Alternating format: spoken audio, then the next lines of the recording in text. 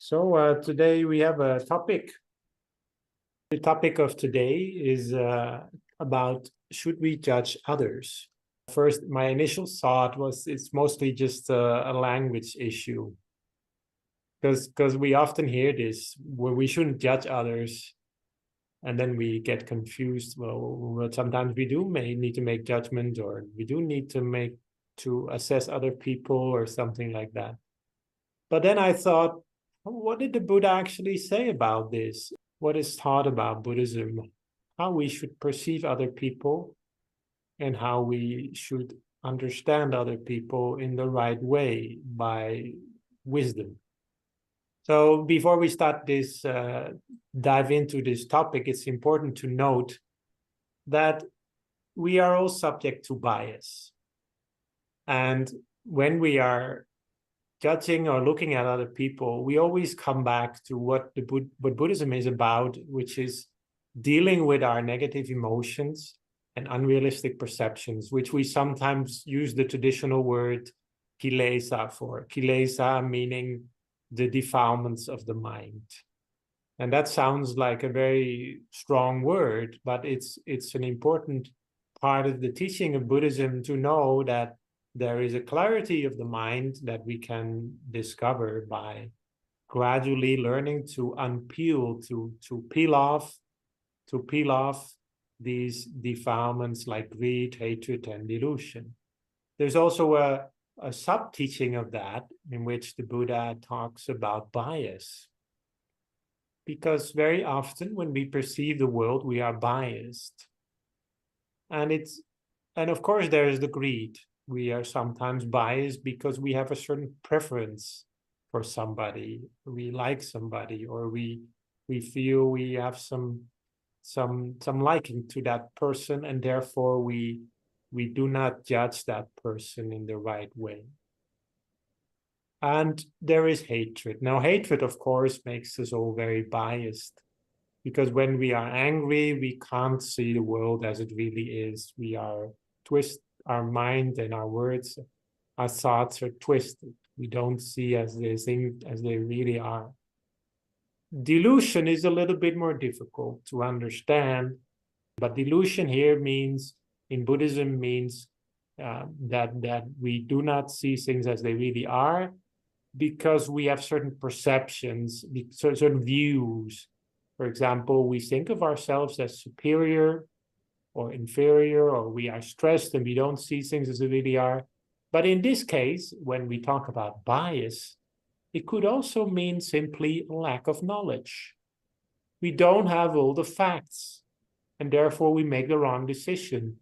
Our deputy abbot, Lompa Tativo, our deputy abbot in Thailand, he said that delusion, of all these four biases, delusion is most difficult to be aware of, because we simply are not aware when we are not aware. Delusion is the lack of information. Very often it's that. And when we are deluded, then we can't always know. It's really the nature of delusion, which makes it so dangerous that it kind of blinds us from seeing everything clearly. And there is fear. Fear sometimes is a very is a very serious problem when we are biased through it. Because when we are afraid that somebody might fire us, so we do not work in the right way, we do not treat people the right way. The Buddha, he said, you should always reflect on your actions, words, and thinking. This is the core of the spiritual life.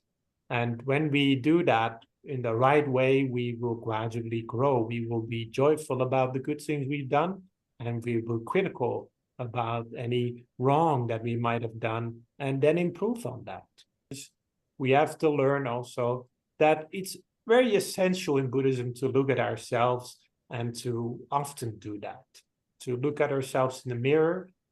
As our abbot, he often said, never forget to teach the most important person to teach in the world, which is the person in the mirror. Then there is this other case that I think is an important part of this teaching for today. And he said to his attendant, who is the Venerable Ananda, he said, do not be judgmental regarding people. Do not pass judgment on people.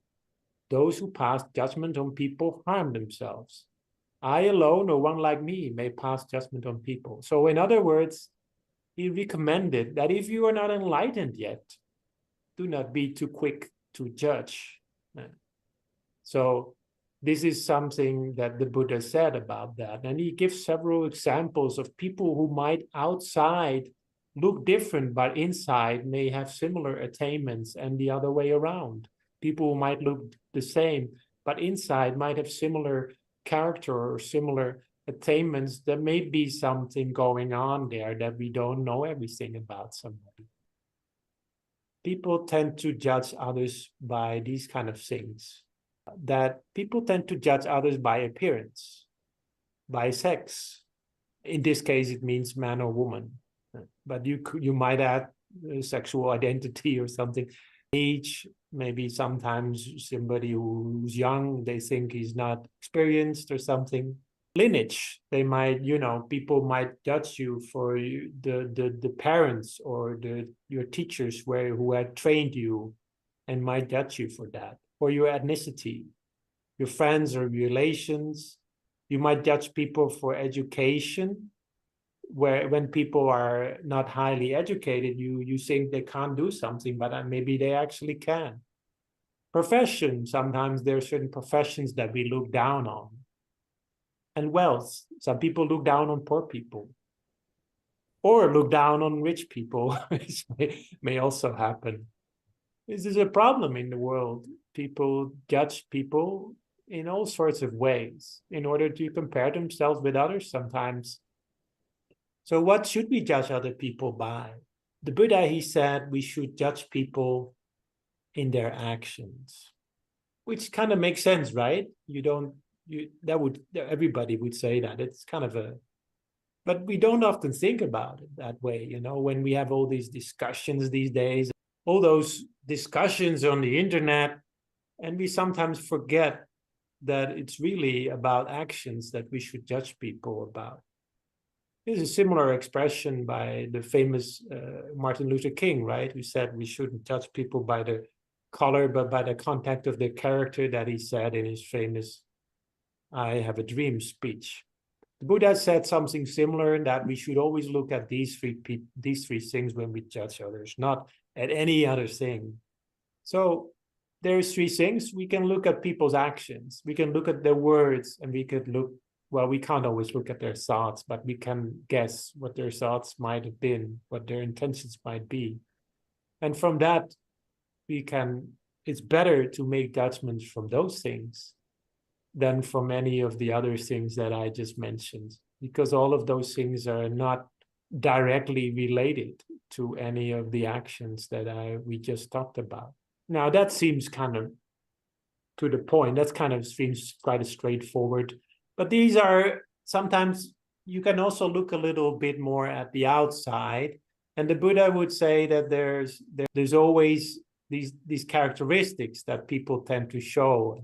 Most of these are kind of cliche, but one of them kind of stands out, that people who are fools like to do things that are not their responsibility, and the people who are wise focus on their own responsibilities. That's a very essential idea in Buddhism, that responsibility is at the heart of moral character and goodness in life. Taking responsibility, looking at yourself as the sole responsible person for your actions. Because even at a spiritual level, nobody else can be your refuge, the Buddha said. You are your own refuge. Here's another teaching that is quite interesting. The Buddha also taught that when we are judging other people, sometimes we do need to make assessments, that we need to evaluate other people, sometimes in our job or sometimes in our family. We have to make choices about what kind of people can we trust, Not everybody, you cannot trust everybody. Some people you can't trust. So if you trust the wrong people, there can be mistakes. So we all need to assess people. So when we listen to that teaching of the Buddha saying that don't be too quick to judge, or don't judge people, but we should be able, sometimes we do need to make choices. Who is the right person to associate with? Who can we trust in our business? Who can we trust in our social lives? Who can we trust in our lives when it comes to spiritual matters? Because some people do make the mistakes when they trust somebody who is not a good teacher. There's 4 things that the Buddha said that you can know somebody in the right way. But there's a footnote. Every time he talks about these 4 things, he says we can only understand the other person after getting to know them for a long time. ต้องดูนานๆ in Thai ต้องดูนานๆ which means that we have to look at people for a long time if you want to really understand them. And you have to closely observe people and use your wisdom. This is what the Buddha said.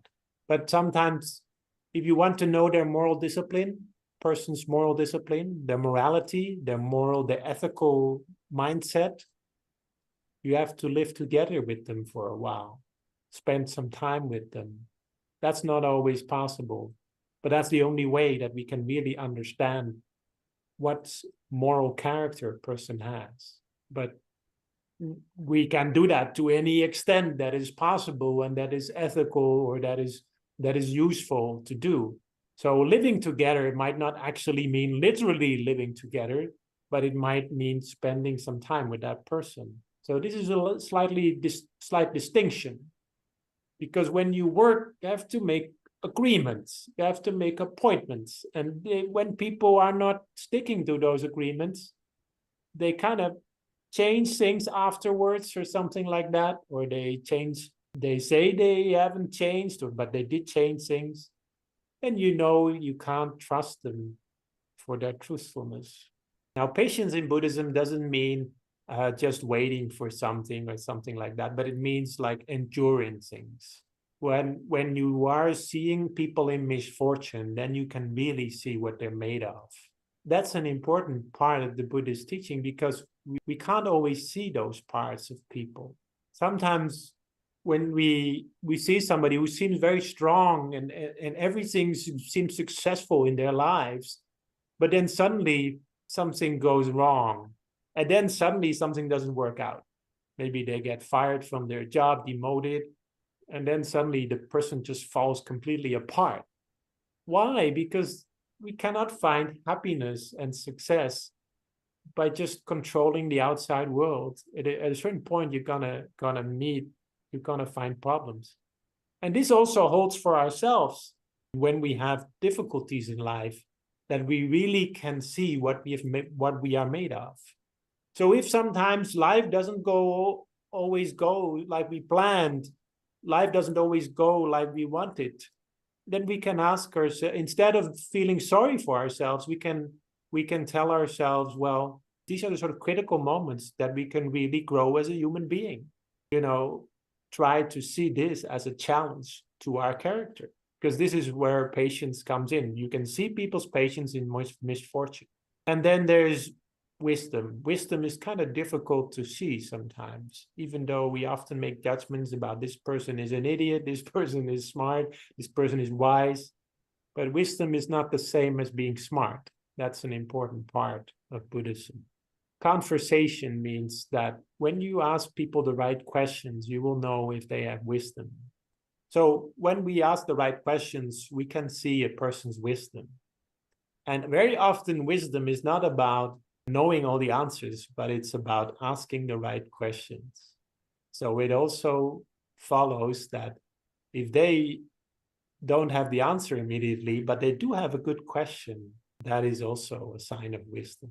Then finally, I'd like to say that there's also judgments that people make about spirituality.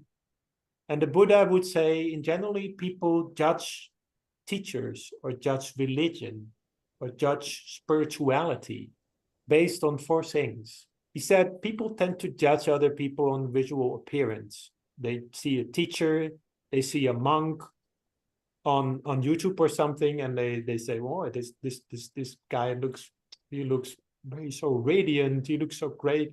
That's all visual appearance. Speech. Some teachers, they can speak very nicely. You can put hundreds of words in a teaching, but it doesn't mean anything.